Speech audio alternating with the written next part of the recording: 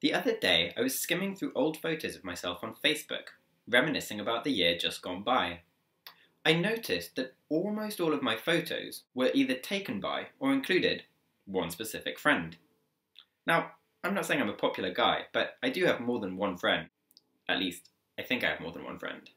It's pretty simple to see what happened here. How many photos you have with someone is not a representation of how much time you spent together this year. It's a representation of how much they like to take photos. This is an example of something that statisticians call selection bias, where the information that reaches us isn't representative of the underlying trends, but rather reflects a particular filter. In this case, which of my friends are most snap happy. You might not think that getting an accurate record of who I spent time with this year is a very important problem for civilization as a whole, and you would be right. But the same mechanism that makes it look like I spent all of my year with just one friend is also responsible for some serious real-world effects. For example, it changes the way that we view history. It's easy to see how a civilization that was meticulous about making records, whether through written language or through other documentation, would be much more visible to us and well known to us many centuries later than another civilization that may have been equally advanced at the time but didn't leave records.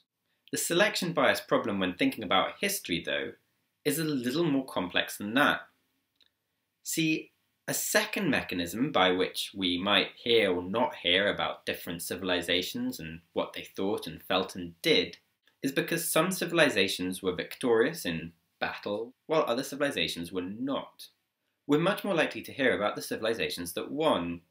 To understand why, you'd have to ask a real historian, which I am not, but the general idea is that, for example, the losing civilizations may have had their records destroyed by the victors, or because the victors set up huge museums and institutions which still run in our countries today, and which influence the way that we think about the past. Those victorious civilizations may or may not have been correct, they may or may not have kept good records. The reason that we hear from them is not because they were right, it's because they won.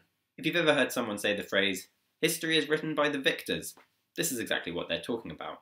Similarly, in a business context, the scholar Jurka Denrell links here, also here, you have no idea how hard it is to do that, has documented extensively how the case studies and examples that we see when reading and thinking about businesses, whether it's in business school or business journals or in newspapers and magazines and books, tend to be biased towards documenting successful examples. If a company is a huge success, it'll have all kinds of things written up about it, it'll have its methods studied, it'll have its culture studied, it'll have wonderful things written about all its executives. But it could be that failed businesses had exactly the same traits. It's just that we don't even go looking at them. As was the case with my Facebook photos, some parts of business life are heavily documented, other parts aren't documented at all. This becomes especially important when we try to draw inferences from the case studies of businesses that we've heard about. Perhaps there's some strategies, let's say very risky strategies, that make it more likely a business will either succeed spectacularly or completely fail.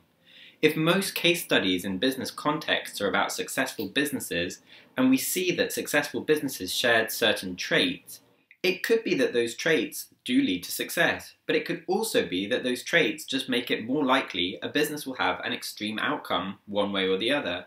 But because we fail to document the failures, we don't make the right inference. In general, whenever there's a situation where the information that reaches us is filtered in some way, and the cases that reach us and the ones that don't are affected by some of the key traits that those cases have, if we don't learn to spot and correct for selection bias, then we're not going to get the real picture.